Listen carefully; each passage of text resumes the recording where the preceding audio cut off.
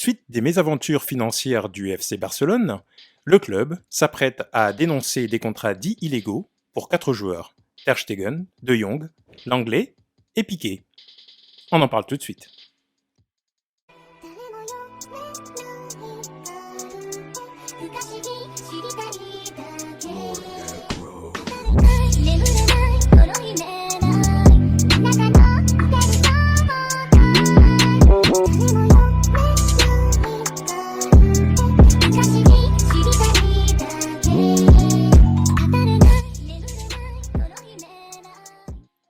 Bonjour à tous, bienvenue sur Barça Today. Aujourd'hui, j'avais envie de parler d'un sujet un petit peu en dehors du foot, mais quand même lié au club FC Barcelone, puisqu'il s'agit de la continuité des mésaventures financières du club. On sait que le FC Barcelone est dans une situation financière pour le moins cornélienne depuis maintenant 2 à 3 saisons, notamment suite à la précédente direction du club qui a réalisé un certain nombre de mauvais choix, de choix un petit peu controversés, voire douteux, et qui a mis le club dans des situations financières pour le moins complexes. En effet, le club aujourd'hui a plus de 1 milliard de dettes, tout le monde le sait, on en parle suffisamment dans l'ensemble de la presse footballistique. Et grâce à un certain nombre de choix sportifs et gymnastiques financières, le club est désormais en mesure de recruter de nouveaux joueurs et de se relancer pour une saison normalement pleine de promesses, notamment suite à une pré-saison réussie. Toutefois, comme c'est une histoire sans fin, le FC Barcelone se retrouve nouveau confronté à son passé économique.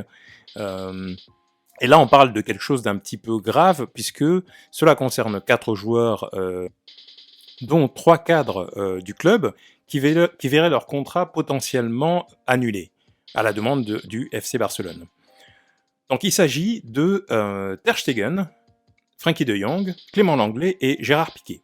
Alors pour résumer l'histoire, le club est dans des situations financières complexes la saison dernière, il y a la pandémie, il y a les résultats sportifs, il y a un certain nombre de scandales que l'on taira ici, parce que l'idée n'est pas non plus de faire la publicité et puis de parler de choses un petit peu désuètes liées à l'extra-sportif.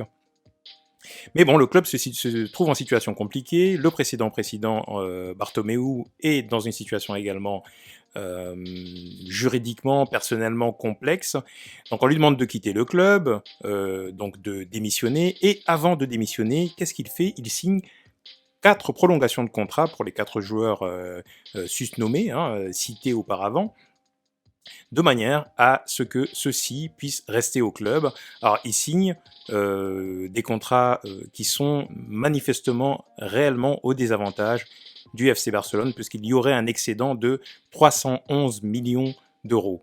Donc, ce qu'il aurait fait, c'est qu'il aurait tout simplement demandé aux joueurs de patienter, voire de baisser leur salaire pour certains, et en récompense de quoi, il leur a promis des sommes supplémentaires, d'énormes sommes pour les années suivantes, pour les années de prolongation qui suivent l'année 2021.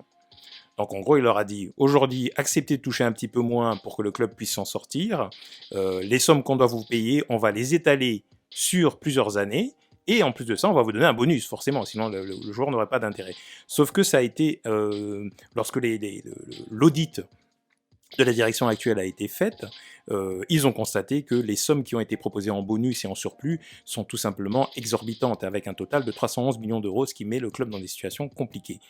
Ce qui nous permet aussi de comprendre un petit peu la situation de De Jong, à qui on demande de quitter le club. On ne lui demande pas spécialement de quitter le club en tant que tel, on lui demande de renoncer à son précédent contrat, ce contrat qu'il a signé avec Bartomeu, parce qu'il est vraiment désavantagé pour le club, parce que ça l'amènerait à toucher autour de 20 millions d'euros par saison. D'abord, c'est en dehors de la nouvelle grille salariale des joueurs, et ensuite, ça met le club dans une situation complexe, puisque on dépasse le salary cap, et la Liga ne permettra certainement pas, si ces joueurs-là restent avec ces contrats en tant que tels, de pouvoir inscrire les nouveaux joueurs, comme les Lewandowski, etc., à l'effectif du club. Donc situation cornélienne quand même, et héritage, encore une fois, mais je pense qu'on n'a pas fini d'en découvrir de de la direction Bartomeu. Je pense qu'il y en a encore pas mal sous le tapis, donc ça c'est le boulot de Laporta, hein. Petit à petit, il a été voté, nommé pour ça, pour pouvoir un petit peu faire le ménage et redresser le club. Mais bon, j'avoue qu'on en découvre tous les jours et la situation est complexe tout de même. Donc, il y a cette situation qui est inhabituelle, où on pourrait se dire que manifestement il y a une volonté réelle de la part de Bartomeu de nuire au club, puisqu'il savait qu'il allait partir, et il signe ces contrats-là en se disant, ben voilà, ça va être à la direction suivante, après moi le déluge, ça va être à la direction suivante de gérer les problèmes. Ça c'est le premier élément. Donc, ce qu'on pourrait se dire tout de même, c'est, après tout, un contrat est un contrat. C'est-à-dire De Jong, Piqué, l'anglais pourrait dire, oui, mais moi j'ai signé un contrat en toute bonne foi, on m'a proposé quelque chose, on m'a proposé une augmentation, j'ai déjà été gentil en acceptant de baisser un peu mon salaire, bon, ben voilà, tant pis, hein, le club m'a proposé ça, je l'ai accepté, mon agent aussi l'a accepté, et un contrat signé par les deux parties, bon, c'est difficilement attaquable. Bon, ce que la direction va essayer de faire, c'est de démontrer certainement que ça n'a pas été signé en toute bonne foi, que les agents et les joueurs savaient bien que le club s'engageait dans des choses qu'il ne pouvait pas faire, vu la situation financière et vu le contexte international lié à la pandémie pour l'ensemble des clubs de la planète foot. Donc voilà, donc ils ont accepté quelque chose en sachant que ça allait mettre dans une situation délicate l'ensemble du club. Donc ça, c'est une première réflexion de ma part, tout en sachant que De Jong peut très bien dire, voilà, moi j'ai mon contrat, on m'a promis 20 millions, je ne vais certainement pas m'asseoir dessus, c'est un dû, et voilà. Ce que moi je pense par la suite, c'est que ces joueurs-là, s'ils étaient réellement préoccupés par l'avenir du club, et aussi par leur avenir personnel dans le club, c'est-à-dire que est-ce que le club est compétitif, est-ce que le club va me permettre à nouveau de gagner des titres, de gagner la Ligue des Champions, de gagner des Ligas. Pour ce faire, il faut certainement que le club recrute, qu'on se renforce dans certains postes, que la structure du club lui permette de attirer davantage des joueurs, peut-être même avoir plus d'argent pour pouvoir compléter la structure du club. Donc si ces joueurs-là avaient dans l'esprit l'intérêt collectif, ils auraient dû normalement dire oui, non, il y a peut-être un petit souci, ces contrats ne sont peut-être pas tout à fait en lien avec la situation financière du club, je vais peut-être pas exiger autant. J'irai même plus loin. Si ces joueurs-là, aujourd'hui, sont toujours intéressés par l'avenir du club, ils devraient normalement, pour la plupart, renoncer à ces contrats-là. C'est aussi ce que le club leur demande, en disant, écoutez, on va signer de nouveaux contrats. Ces contrats-là ne sont tout simplement pas réalistes. On va vous demander de renoncer à ces contrats-là et de rentrer dans des contrats nouveaux qui sont beaucoup plus en lien avec ce que le club doit faire pour reconstruire, remonter la pente et redevenir un club compétitif.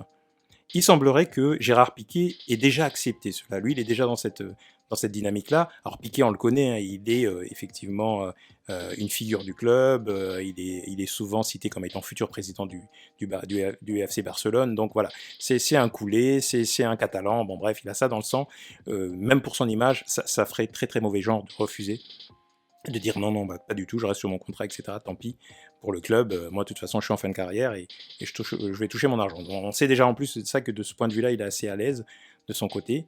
Donc voilà, donc ça c'est le premier élément. Piqué serait déjà prêt à accepter cette situation-là. Je ne sais pas si l'anglais le fera. De Jong, il semblerait, alors ça pareil, hein, ce sont des oui-dire, il semblerait que lui, par contre, n'ait pas spécialement envie d'effacer l'ardoise et de repartir sur un contrat à 6 millions d'euros alors qu'il était prêt à toucher 20 millions d'euros, quoi. Donc ça, c'est quelque chose pour lequel, effectivement, De Jong ne serait peut-être pas tout à fait prêt à refuser. Donc, ces joueurs-là doivent, normalement, d'après le club, faire un effort et accepter cela. Mais ils ne sont pas obligés. C'est dans leur droit de dire « nous avons un contrat, nous souhaitons que les deux parties le respectent ». C'est également le cas de Braithwaite, par exemple, à qui on demande de partir. Alors c'est sûr que c'est facile pour la direction de dire écoutez, vous n'êtes pas tout à fait au niveau Barça, on a des nouveaux joueurs qui vont arriver qui sont plus forts que vous. Vous avez un contrat que vous avez signé avec Bartomeu qui était juteux, mais soyez gentil avec le Barça, s'il vous plaît, renoncez à tout ça pour le bien du football et de la déesse du foot. Non, Braithwaite, il dit non, moi vous me devez quelque chose, vous me payez jusqu'au dernier denier, et puis voilà. Moi je veux bien partir, mais vous me réglez l'ensemble de mon contrat. Voilà. Donc, c'est une situation qui est un petit peu complexe. Le Barça va, je pense, aller jusqu'au bout en termes de démarches juridiques pour essayer de dénoncer les contrats si les joueurs ne veulent pas faire d'efforts. Autant Piqué, qui va rester au club, qui est un historique, qui va rester lié au club encore pendant longtemps, a tout intérêt à accepter. Autant l'anglais aussi d'ailleurs, même s'il est prêté à Tottenham, n'oublions pas, il n'est pas vendu à Tottenham, il est prêté, il va quand même revenir au club, donc il pourrait faire un effort. Autant De Jong que l'on essaie de faire sortir pour 80-90 millions d'euros à United ou à Chelsea, lui il n'a pas spécialement intérêt à accepter ça.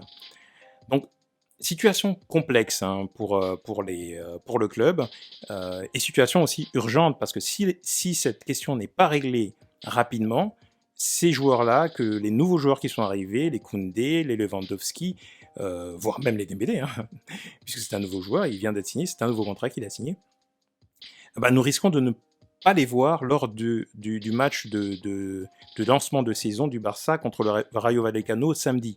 Ces joueurs-là risquent de ne pas être inscrits tout simplement dans les listes des joueurs aptes à jouer en Liga, et donc on devrait faire avec et faire autrement.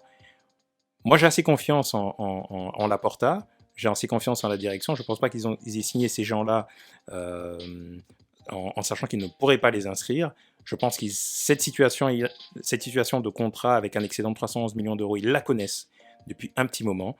Ils ne viennent pas de la découvrir là, ils la sortent là pour des raisons médiatiques et pour des questions politiques aussi, hein, pour que l'opinion publique penche en leur faveur. Mais je pense qu'ils le savaient déjà et ils essaient de tout faire pour que les choses fonctionnent. Mais attention, danger tout de même. Ça nous met encore une fois une épine dans le pied et on risque de démarrer la Liga avec un handicap comme les années précédentes, avec les blessures, avec les complexités, avec le départ de Messi. Donc on n'arrive pas à avoir une saison qui démarre normalement, une pré-saison bien préparée, et puis les joueurs qui sont focalisés sur le terrain, qui sont bien dans leur ville, dans leur contrat, dans leur corps. C'est compliqué, ça fait des saisons et des saisons qu'on n'a pas réussi à démarrer correctement une saison en étant complètement serein. Mais c'est le lot des grands clubs, j'ai envie de dire, donc on va faire face. Donc attention danger à cette situation, on est vigilant, on continue à regarder un petit peu quelles sont les dernières nouvelles, en espérant que les joueurs en question acceptent de signer un nouveau contrat et de mettre toute cette histoire au passé et de pouvoir permettre au Barça de redémarrer une saison correctement. Donc dites-moi ce que vous en pensez, est-ce que c'est la faute de la direction Bartomeu qui a fait n'importe quoi et qui a certainement voulu faire du mal au Barça dans la durée? Est-ce que c'est de la faute des joueurs ils n'auraient pas dû accepter ces contrats-là, qui devraient faire l'effort puisqu'ils embrassent le maillot à chaque fois qu'ils marquent un but, c'est le moment de démontrer un peu de loyauté. Donnez-moi vos commentaires hein, dans la zone commentaires, likez la vidéo, abonnez-vous, on est de plus en plus nombreux et ça fait plaisir à chaque fois de voir qu'il y a des nouveaux Barça Todaysiens qui nous rejoignent chaque jour. Et moi je vous dis à très bientôt sur Barça Today.